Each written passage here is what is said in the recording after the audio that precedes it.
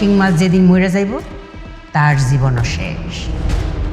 আর 3টা তাবিজ দিতাছি, 2টা তাবিজ আঁকবা তার চলার পথে, আর একটা তাবিজ দিবা যেখানে ঘুমায়।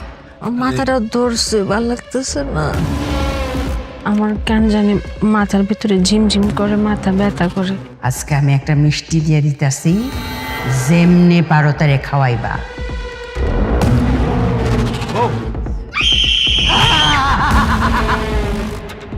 বউ, মাথা এরকম করতেছো কেন? কই যেতেছো তুমি?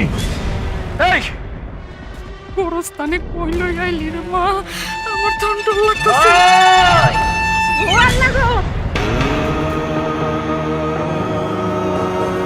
কুফরি অনেক আগেও ছিল, কুফরি এখনো আছে, কুফরি সারা জীবন থাকবো যতদিন শয়তান বাচ্চা আছে।